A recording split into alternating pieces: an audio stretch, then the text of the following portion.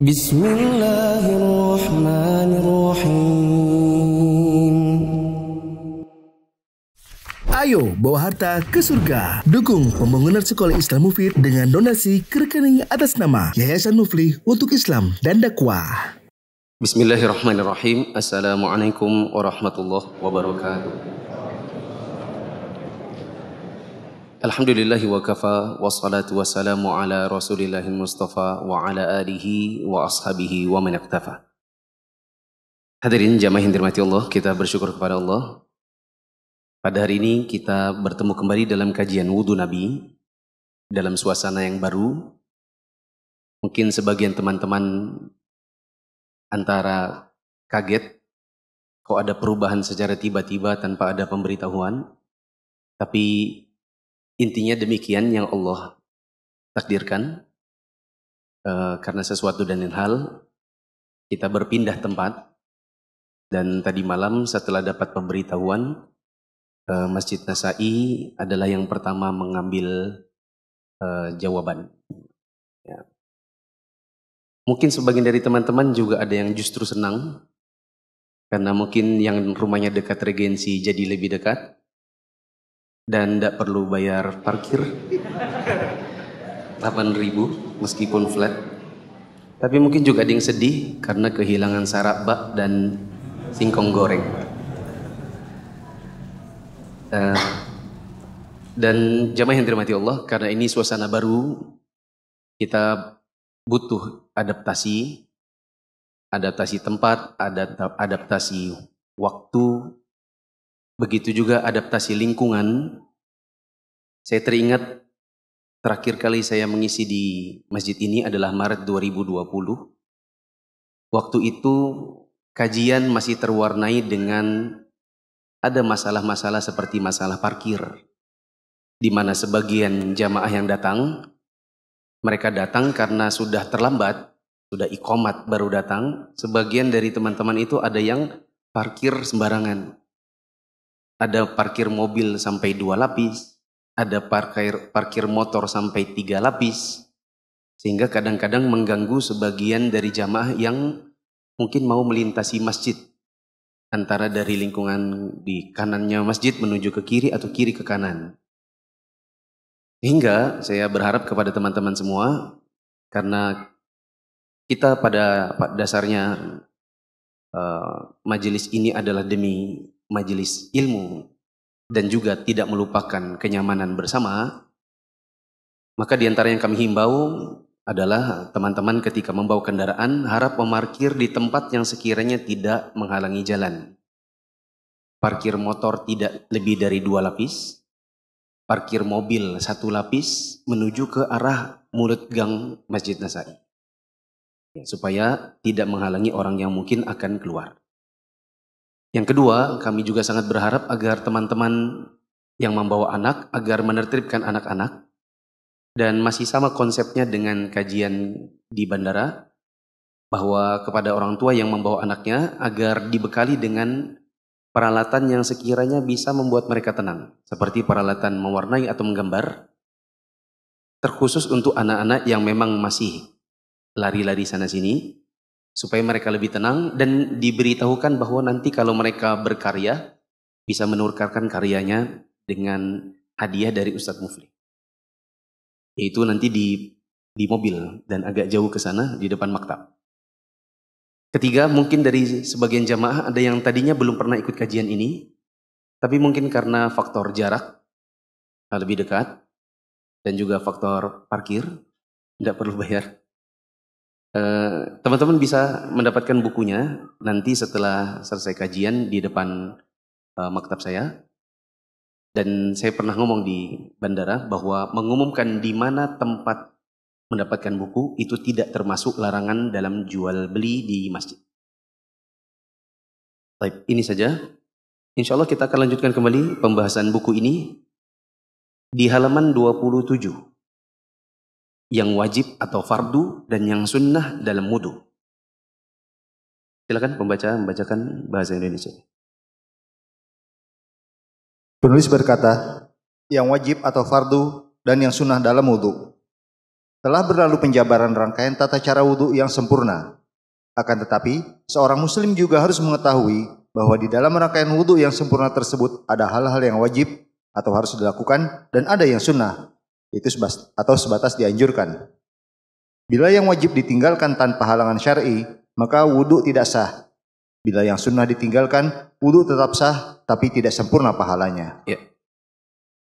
Di bab sebelum bab yang kita baca sekarang ini, yaitu di 4 pertemuan di bandara yang terakhir, kita sudah lalui penjabaran rangkaian wudhu secara sempurna, tanpa membeda-bedakan antara yang wajib dan yang sunnah. Satu paket mulai dari bismillah sampai mencuci kaki. Termasuk juga pembahasan tentang tertib dan mualat di minggu lalu. Tapi itu adalah rangkaian secara sempurna.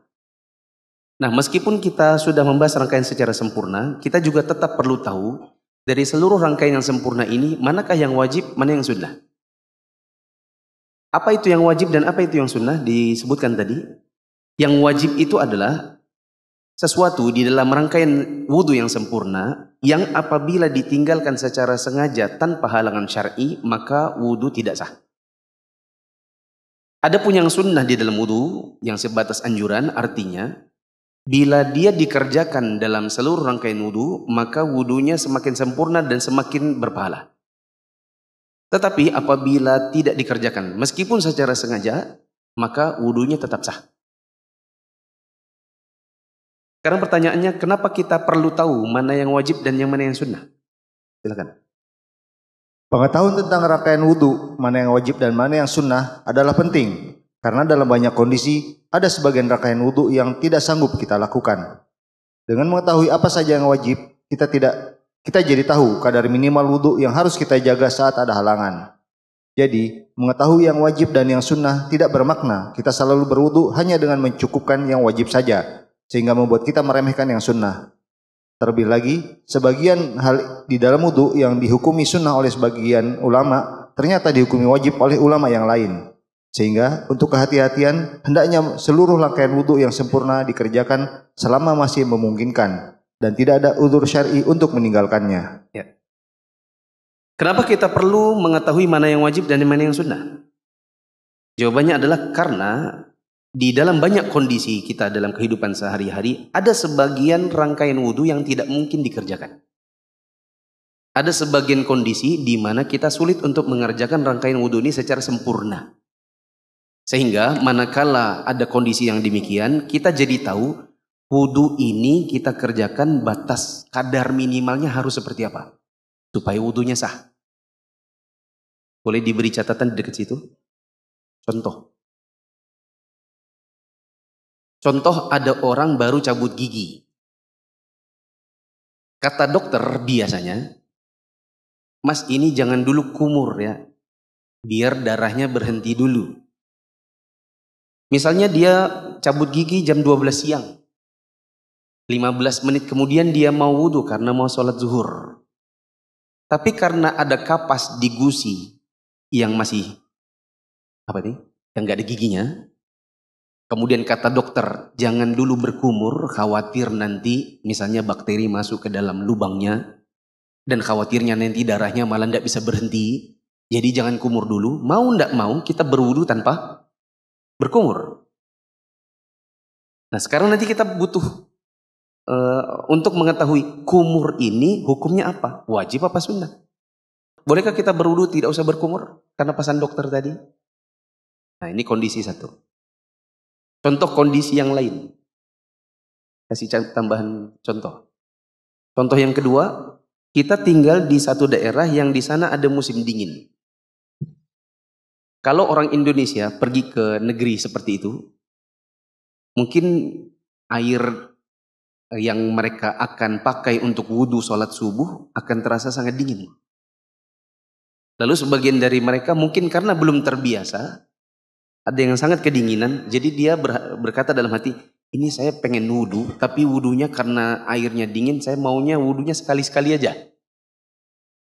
Sementara di rangkaian wudhu itu dikatakan 2 kali, 3 kali.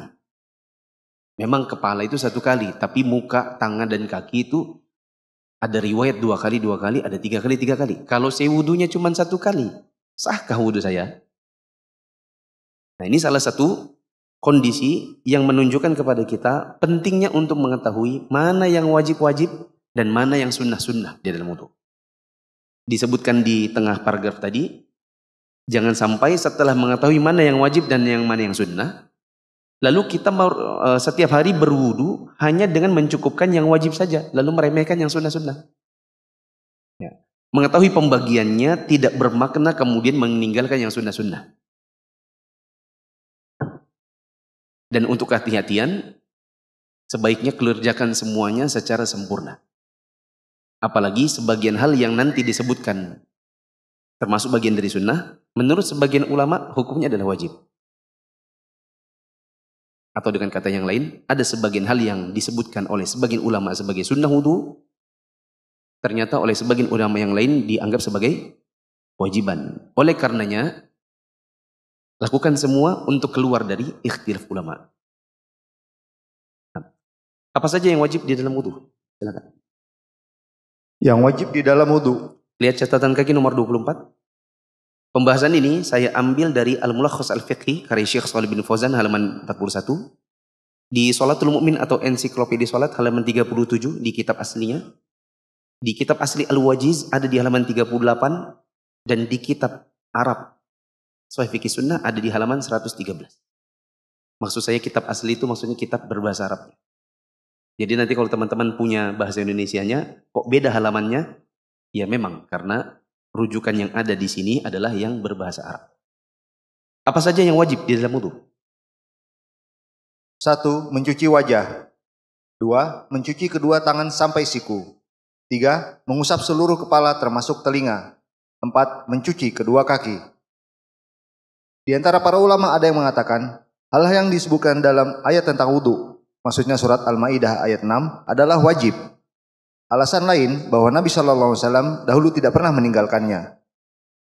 Adapun membaca bismillah, hukumnya diperselisihkan para ulama. Sebagian ulama menganggapnya wajib. Lihat hadis yang telah disebutkan dalam bab rangkaian wudu yang sempurna. Ada juga yang menganggapnya syarat sah wudu. Sebagian ulama mengatakan, basmalah sebelum wudu bukan wajib, melainkan sunnah saja. Karena hadis yang melandasinya dinilai dhaif. Jadi jika lupa membacanya, wudu tetap sah. Di samping itu, beberapa riwayat peragaan wudu oleh sebagian sahabat Nabi tidak menyebutkan mereka membaca bismillah. Demikian pula kumur-kumur, istinsyak dan istinthar, hukumnya diperselisihkan para ulama. Sebagian ulama menghukuminya sunnah saja, bukan wajib, karena tidak termasuk dalam Quran surat Al-Maidah ayat 6. Alasan lainnya, ada beberapa riwayat tentang wudu yang menyebutkan tuntunan wudu yang sempurna, namun tidak disebutkan kumur-kumur, istinsyak dan istinthar di dalamnya. Ya, sampai situ dulu.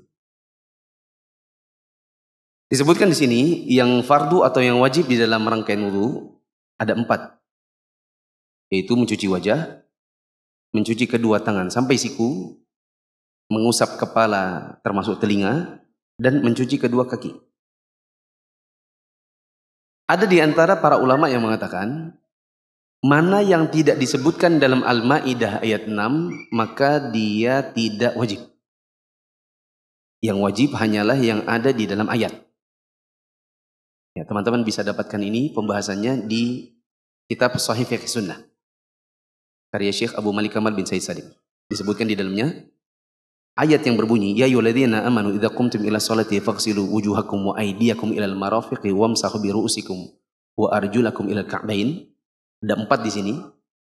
Wahai orang beriman, apabila kalian hendak sholat maka cuci wajah, cuci kedua tangan sampai siku, usaplah kepala kalian, dan cucilah kedua kaki kalian sampai dengan mata kaki. Apa yang disebutkan di dalam ayat ini hanya 4, maka hanya 4 ini saja yang sifatnya wajib. Alasan yang lain adalah karena Nabi SAW tidak pernah meninggalkan 4 ini di dalam wudunya beliau. Adapun yang tidak disebutkan selain 4 ini, seperti bismillah, istinsyak. Apa itu istinsyak? Memasukkan air ke dalam hidung. Istinsar. Apa itu istinsar? Mengeluarkan air dari hidung. Kumur-kumur atau madmadah. Ini di antara hal-hal yang di sebagian hadis-hadis yang menyebutkan wudhu secara sempurna, hal-hal ini tidak disebutkan. Bila dia wajib, tentu tidak mungkin para sahabat tidak mengajarkannya. Sudah berlalu beberapa dalil atau beberapa hadis yang mengajarkan kepada kita tentang wudhunya Nabi SAW secara sempurna. Tapi ada sebagian riwayat-riwayat ini tidak memasukkan basmalah. Sebagian riwayatnya tidak memasukkan kumur, istinsyak, istinthar. Menunjukkan bahwa ini hukumnya tidak wajib. Kenapa tidak wajib? Ya karena kalau seandainya dia wajib, tidak mungkin ditinggalkan oleh para sahabat. Bisa dipahami? Hanya saja yang memang betul, sebagian ulama ada yang menghukumi itu semua hukumnya wajib. Kumur-kumur, istinsyak, istinthar, sebagian ulama menghukumnya wajib. Alasan mereka adalah dikarenakan ini semuanya bagian dari wajah. Kumur-kumur kan ini di mulut. Mulut ini bagian dari wajah. Istinthar, hidung. Hidung ini bagian dari wajah. Sehingga sebagian ulama ada yang mengatakan hukumnya tetap wajib. Coba saya gambarkan di papan tulis. Sebagian ulama menghukumi wajib, sebagian menghukumi sunnah saja. Apa itu? Misalnya begini. Bismillah atau basmalah. Kemudian istinsyak. Kemudian istinthar. Kemudian kumur. Kata sebagian ulama dihukumi sunnah saja. Alasannya adalah karena ada riwayat-riwayat yang menyebutkan rangkaian wudhu, tapi exclude apa teman? Tidak termasuk di dalamnya yang ini.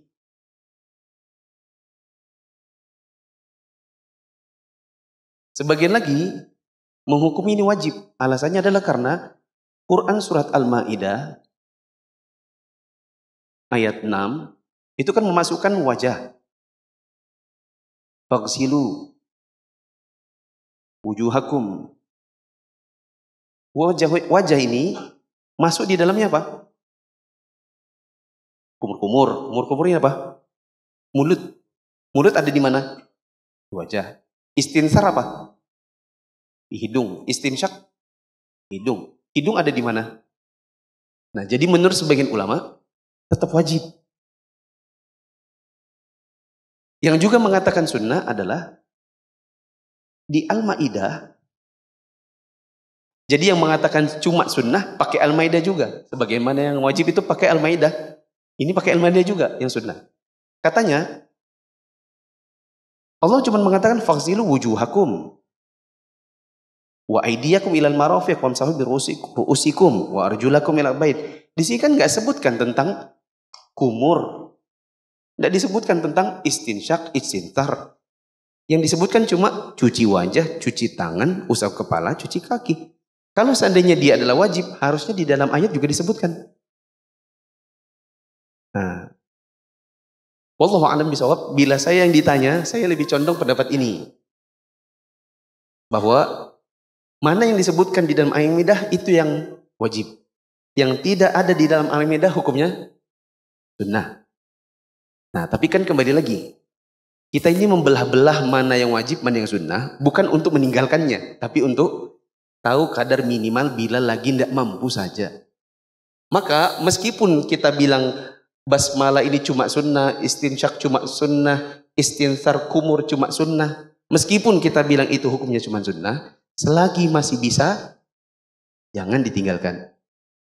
Tapi kita bisa meninggalkannya manakala memang tidak bisa. Seperti tadi kata dokter, jangan kumur dulu mas ya, takutnya darahnya nanti ngalir lagi. Ya sudah, wudhunya tidak usah pakai kumur. Waktu di bandara ada yang tanya, Ustadz kalau kita itu alergi atau lagi pilek, ini kalau hidungnya dimasukin air, pileknya tidak sembuh-sembuh. Ada orang yang memang alergi sesuatu, kalau masuk ke dalam hidungnya nanti pilek kah, meler kah. Kalau memang lagi tidak bisa, ya sudah, tidak apa-apa, tidak istinsyak, tidak istinsar. Atau paling tidak, cuma masukin air pakai ini. Apa ini? Jari ini. Gini. Bukan gini. Karena istinsyak itu maksudnya, tapi kalau ada yang lagi pilek disuruh gini, mungkin bagi dia sudah pengalaman itu bukannya menyembuhkan, malah pusing, malah pileknya nggak sembuh-sembuh. Saya nggak bisa Ustaz, jadi bisanya apa? Saya paling banter cuma gini, gitu saja pakai jari. Ya sudah. Lagi pula hukumnya cuma sunnah. Bukan dalam rangka meremehkannya, tetapi memang kalau lagi tidak bisa, tidak apa-apa.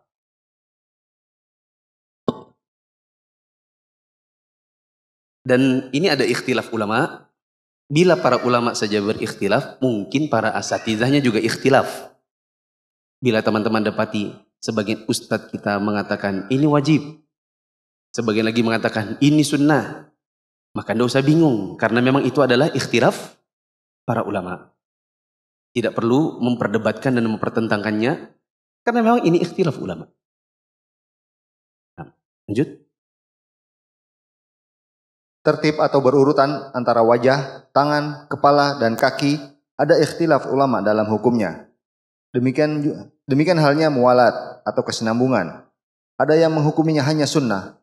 Sebagian ulama menghukuminya wajib, kecuali lupa. Tidak tahu itu hukumnya wajib atau ada uzur lainnya. Sebagian lagi menghukuminya wajib mutlak atau syarat syah. Ya.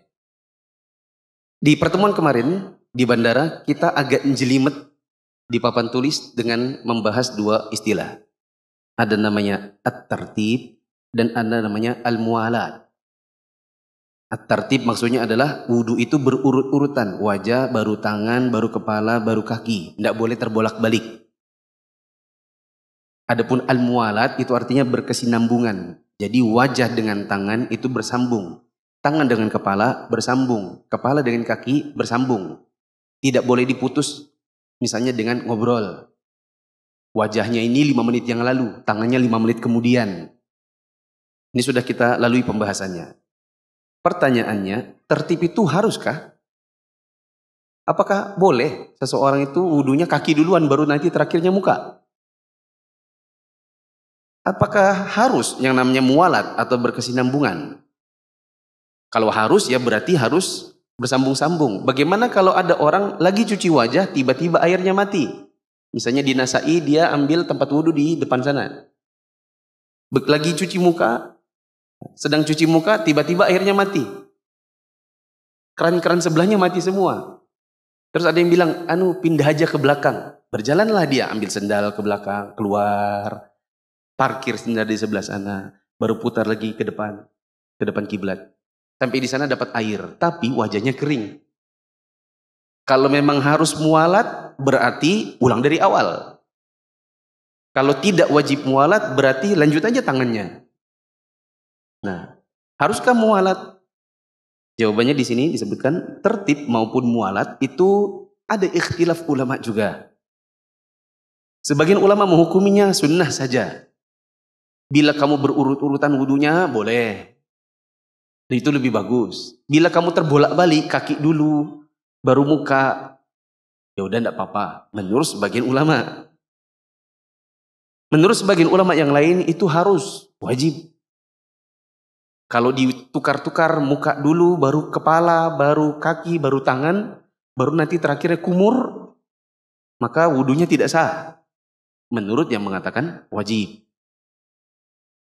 Ada juga yang mengatakan hukumnya itu wajib kecuali satu, lupa. Misalnya dia lupa kalau wajahnya ini udah kering. Gara-gara ada yang ngajak ngobrol dia lanjut ke tangan. Wajahnya nggak diulang. Ini lupa. Ada yang tidak tahu bahwa itu hukumnya wajib. Bila memang tidak tahu ya sudah, nggak apa-apa. Menurut sebagian ulama. Atau ada uzur yang lain, misalnya air itu sangat sedikit. Ya. Ada misalnya disebutkan teman-teman mohon wudunya jangan terlalu banyak-banyak ya. Karena ini lagi kemarau, mati air. Ya. Dan kita ini wudunya persediaan air tinggal dikit, kita sudah pesan air tandon tapi tandonnya belum datang. Sebentar ini udah azan. Lagi ngantri tandonnya. Ya, tangkinya belum datang.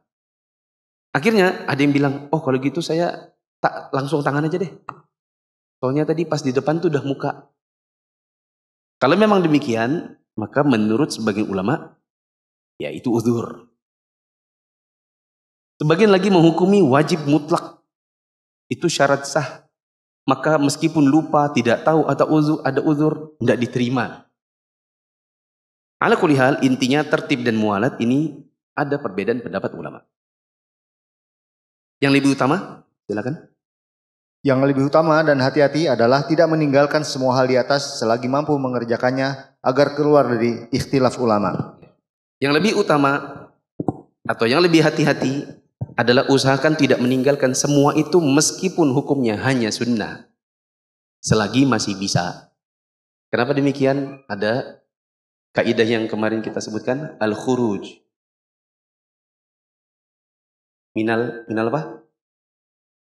Minal khilaf aula. Keluar dari perselisihan, maksudnya perselisihan ulama, itu lebih utama. Toh kalau kita wudunya pakai basmalah, istinsyak, istinsar, kumur, kan nggak ada yang masalahin. Tapi kalau ada yang wudunya, saya maunya wajah, tangan, kepala, kaki, tok. Loh kenapa? Nggak apa-apa, saya maunya gitu aja. Oh banyak kok air? Enggak, pokoknya saya maunya gini aja. Oh giginya lagi, enggak, pokoknya saya maunya 4 ini aja. Ya kan? Ngotot mau pakai ini aja, ya enggak apa-apa juga. Tapi Anda masuk dalam khilaf ulama. Maka selagi masih bisa, enggak ada uzur, jangan ditinggalkan. Sekali lagi kita mengajarkan mana yang sunnah, mana yang wajib, bukan dalam rangka meninggalkan yang sunnah. Tapi sekedar untuk mengetahui, bila ada kondisi yang enggak sanggup kita lakukan, tinggalkan yang sunnah tidak apa-apa. Nanti akan disebutkan yang sunnah-sunnah. Silakan. Yang sunnah di dalam wudu. 1. Mencuci. Yang sunnah di dalam wudu. Ada catatan kaki nomor 25. Teman-teman kalau ingin merujuk ke kitab aslinya, silakan lihat kitab asli atau berbahasa Arab Al-Mulakhas Al-Fiqhi halaman 44. Sholatul Mu'min atau ensiklopedia sholat halaman 40. Al-Wajiz halaman 40. Tahfiq Sunnah halaman 122. Dan ada juga di Sifatul Wudu karya Syekh Jibrin halaman 4. Apa saja yang sunnah? Sebutkan. 1. Mencuci kedua telapak tangan. Kecuali jika wudu itu dikerjakan setelah bangun tidur. Untuk wudu setelah tidur, mencuci tangan hukumnya wajib berdasarkan hadis Rasulullah SAW. Idza stayqadha ahadukum min nawmihi falayaghmis yadahu fil ina'i hatta yaghsilha thalathan fa innahu la yadri aina batat yaduhu. Jika salah seorang dari kalian bangun dari tidurnya, maka janganlah ia mencelupkan tangannya ke dalam bejana hingga ia mencucinya terlebih dahulu 3 kali, karena ia tidak tahu di mana tangannya berada sewaktu tidur. Yang sunnah di dalam wudu, artinya kalau dikerjakan berpahala, wudunya semakin sempurna pahalanya. Bila pun tidak dikerjakan karena sebuah kondisi, maka tidak apa-apa, wudu tetap sah. Yang pertama, mencuci kedua telapak tangan. Tidak usah diperagakan, insya Allah teman-teman paham. Mencuci kedua telapak tangan ini hukumnya sunnah saja. Maka kalau ada orang misalnya dalam rangka menghemat air karena lagi kemarau, dia langsung cuci wajah, maka wudunya sah saja. Karena mencuci telapak tangan hukumnya hanya sunnah. Disebutkan di sini kecuali jika wudu itu dikerjakan setelah bangun tidur. Ini pun ada ikhtilaf ulama. Hanya tidur subuh sajakah atau tidur siang juga? Tidur subuh maksud saya tidur malam untuk sholat subuh. Jika wudu itu akan dikerjakan setelah bangun tidur, seperti sholat subuh, maka mencuci kedua telapak tangan hukumnya menjadi wajib. Apa dalilnya kenapa dia wajib? Sudah disebutkan tadi hadisnya. Nabi SAW mengatakan, jika kalian bangun dari tidur, jangan langsung dicelupkan terlebih dahulu kedua telapak tangannya dalam bejana sampai dicuci dulu 3 kali. Dicuci di mana? Dicuci di luar bejana, jangan langsung dicelup. Alasannya adalah karena dia tidak tahu waktu tidur tangannya ada di mana. Boleh diberi catatan di dekat situ. Termasuk juga mau sahur, tidak boleh tangannya dicuci di kobokan. Sebagian orang ketika dibangunkan, dia langsung bangun dan cuci tangannya bukan di wastafel, bukan di kamar mandi, tapi dikasih di atas meja. Apa bentuknya? Kobokan. Langsung dicelup tangannya di kobokan, maka ini masuk dalam larangan. Nabi bilang jangan dicelupkan tangannya sampai dicuci dulu di luar 3 kali. Berarti tidak diperbolehkan adat kebiasaan kita yang makan sahur pakai kobokan. Bangun tidur langsung celup tangan, tidak boleh. Oke? Nah, kita tinggalkan masalah itu. Yang terpenting adalah jangan langsung masuk tangannya ke dalam bejana untuk berwudu sebelum dicuci dulu 3 kali. Tadi disebutkan karena dia tidak tahu di mana tangannya berada waktu dia tidur. Seperti misalnya khawatirnya waktu malam tangannya itu di selangkangan, garuk-garuk. Atau di bagian bokong, garuk-garuk. Ketika dia bangun tidur nggak dicuci dulu, langsung kumur, maka bisa jadi bakteri atau kuman yang berada di selangkangan dan di bokongnya masuk ke dalam mulut. Oleh karenanya Nabi SAW bilang, cuci dulu baru berkumur, atau cuci dulu baru masuk tangannya ke dalam bejana. Pernah ada seorang laki-laki, sepeninggal Nabi SAW, dia mendengar di majelisnya Abu Hurairah. Abu Hurairah radhiyallahu anhu menyebutkan hadis ini. Nabi SAW bersabda, jangan dulu dimasukkan tangannya ke dalam bejana sebelum dicuci dulu 3 kali karena dia tidak tahu di mana tangannya berada waktu tidur. Maka ada laki-laki ini yang berkata, saya tahu kalau tidur tuh tahu saya tangannya ada di mana. Dia menyebutkan seperti ini dalam rangka membantah hadis Nabi. Ya. Karena kesombongan dirinya, dia bilang, saya tahu kok kalau tangan saya itu ada di lagi tidur tuh tangan saya ada di mana saya tahu. Kemudian dia tidur besoknya dan bangun dalam kondisi satu pergelangan tangan ini masuk semua dalam dubur. Ketika dia bangun dia dapati tidak ada telapak tangan. Ada di mana? Di dalam dubur.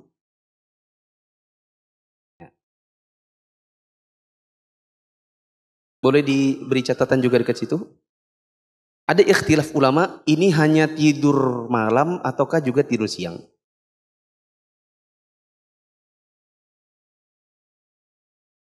Cuman saya waktu nyusun buku ini saya tidak masukkan dalam catatan kaki. Tapi nanti insya Allah kalau ada revisi buku mungkin saya masukkan dalam catatan kaki. Kata Nabi SAW, aina fa innahu la yadri aina batat yaduhu. Dia tidak tahu di mana tangannya batat. Apa itu bata atau batat? Aina batat yaduhu. Bata menurut sebagian ulama artinya tidur malam. Makanya orang tidur di Muzdalifah itu namanya mabit di Muzdalifah. Di Mina itu tidur bermalam 3 hari itu namanya mabit di Mina. Ada yang di Muzdalifah, ada yang di Mina. Disebut dengan mabit berasal dari kata bata. Artinya tidur malam. Maka menurut sebagian ulama yang wajib itu hanya untuk tidur malam alias mau sholat subuh misalnya. Atau mau sholat malam.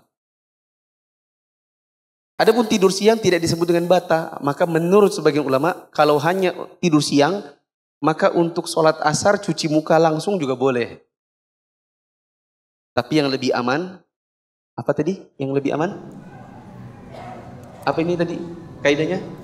Al-khuruj minar khilaf aula, lebih utama untuk keluar dari ikhtilaf ulama. Oleh karenanya tidur siang pun lalu mau sholat asar maka wudunya tetap cuci tangan. Nomor 2, bersiwak atau sikat gigi. Bersiwak atau sikat gigi hukumnya sunnah, bukan wajib. Kalau ini insya Allah sudah jelas. Bersiwak atau sikat gigi, saya tidak mengetahui ada ikhtilaf ulama. Apa alasannya? Jika tidak dilakukan sekalipun, wudu tetap sah. Rasulullah SAW bersabda, "Laula an asyqa 'ala ummati la amartuhum bisiwak 'inda kulli wudu'." kalau bukan karena khawatir akan memberatkan umatku, niscaya aku perintahkan mereka untuk bersiwak setiap kali berwudu. Nabi berkata, kalau tidak khawatir memberatkan, saya perintahkan mereka untuk bersiwak setiap kali wudu. Tapi karena Nabi SAW tahu itu memberatkan, maka Nabi tidak wajibkan. Itu sudah jelas. Maka kalau seandainya ada orang berwudu, dia sikat gigi terlebih dahulu, atau sambil sikat gigi, atau bersiwak, maka itu lebih utama. Bila pun tidak, maka wudunya jelas sah. Azan dulu.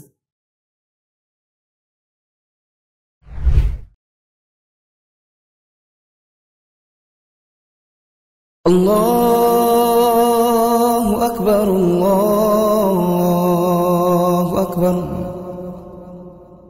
Allahu Akbar, Allahu Akbar. Ashhadu an la ilaha illallah. Ashhadu an la ilaha illallah. Ashhadu anna Muhammadar Rasulullah.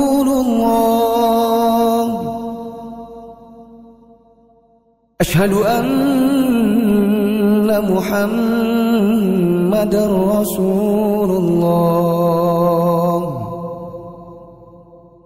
Hayya 'alas salah,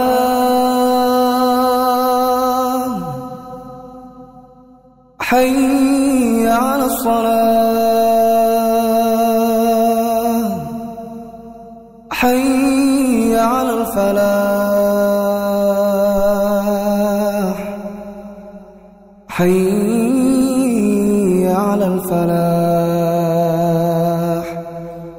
Allahu Akbar, Allahu Akbar. La ilaha illallah.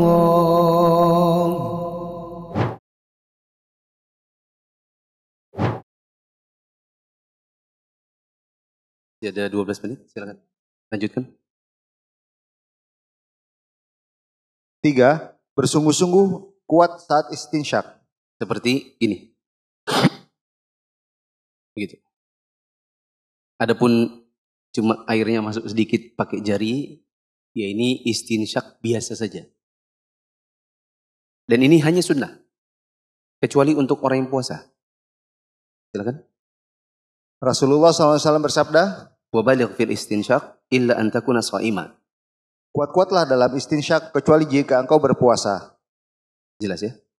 Untuk berpuasa tidak boleh kuat-kuat karena dikhawatirkan kalau kuat nanti airnya bisa masuk ke saluran estasius, kemudian jatuh ke tenggorokan, lalu lari ke rambung dan bisa membatalkan puasa. 4. Keempat, menyala-nyala jenggot yang lebat saat membasuh wajah. Ya. Termasuk di antara sunnah, bila jenggotnya panjang, jenggotnya itu di sela-sela pakai jari jemari. Adapun bila jenggotnya tipis, maka dibasahi saja, yang penting bisa kena dagu. Dalilnya? Ammar bin Yasir radhiyallahu anhu menceritakan, Kana yukhalilu lihyatah. Rasulullah SAW menyala-nyala janggutnya. 5.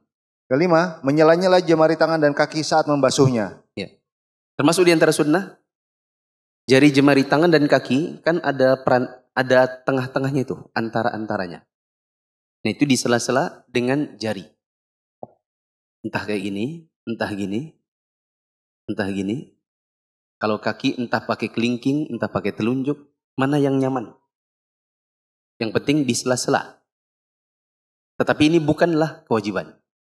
Seandainya ada orang yang hanya sekedar membasahi telapak tangan tanpa di sela-sela, begitu juga dia hanya membasahi kaki dan dia yakin sela-selanya jarinya itu sudah kena air, dia yakin. Maka bila pun tidak disela, wudunya tetap sah. Karena menyela itu hukumnya hanya sunnah. Yang penting kena air. Dibaca? Sebagian ulama mewajibkan menyela-nyela jemari jika diyakini kulit tidak kena air kecuali dengan di sela-sela. Ya. Sebagian ulama mewajibkannya jika diyakini kulit tidak kena air kalau tidak disela. Pemahaman sebaliknya atau mafhum mukhalafahnya, bila ada yang meyakini, saya yakin bahwa sela-sela jari saya itu pasti kena air. Misalnya karena memang jarinya itu renggang-renggang. Maka tidak apa-apa bila tidak disela. Ada sebagian orang jari jemari itu rapat. Dia khawatir malah kalau tidak disela-sela nanti tidak kena air, maka wajib disela. Lanjut. Rasulullah SAW bersabda, Wa khalil baina asabi'. sela-selalah jari jemarimu dengan air. Keenam, 2 atau 3 kali dalam kumur, istinsyak, istinsar, serta pembasuhan wajah, tangan dan kaki, wajibnya adalah 1 kali. Ya. Termasuk di antara sunnah dalam wudu, 2 atau 3 kali saat kumur, saat istinsyak, saat istinsar, saat membasuh wajah, tangan, kaki. Maksudnya adalah kadar wajibnya hanya 1 kali. Bila seseorang mencuci wajah, tangan, kaki, kumur, istinsyak, istinsar 3 kali atau 2 kali, maka hukumnya adalah sunnah. Tadi saya kasih contoh keadaannya. Misalnya ada orang tinggal di negeri yang dingin. Dia belum terbiasa pakai air dingin. Lalu kemudian dia hanya hanya mencuci bagian-bagian wudunya hanya sekali-sekali. Maka hukumnya sah wudunya. Karena mendua-kalikan dan meniga-kalikan itu hanya sunnah. Coba dibaca catatan kaki. Catatan kaki nomor 26. Di antara para ulama ada yang membuat kaidah jumlah hitungan saat wudu. Pembasuhan dilakukan minimal 1 kali dan maksimal 3 kali. Pengusapan dilakukan maksimal 1 kali. Dengan demikian, berkumur, istinsyak, istinsar, serta pembasahan wajah, tangan dan kaki dilakukan minimal 1 kali, maksimal 3 kali. Adapun pengusapan kepala, jilbab, sorban, khuf atau alas kaki, dan perban atau pembalut luka hanya sekali, tidak lebih. Di antara para ulama ada yang bikin kaidah gini. Wudu, ini kan ada yang al-masah, ada yang al-ghusl.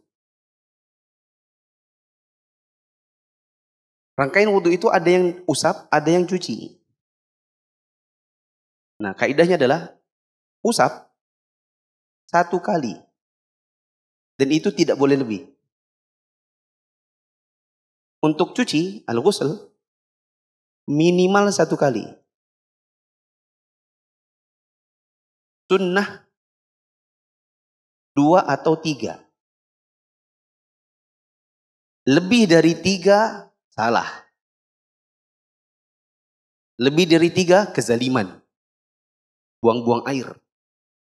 Dan tidak sesuai dengan sunnah. Karena Nabi SAW mengatakan, "Faman zada 'alaihi faqad asa wa zalama wa ta'adda wa zalama." Kata Nabi SAW, siapa yang lebih dari 3 kali, maka dia telah salah, melampaui batas dan berbuat zalim.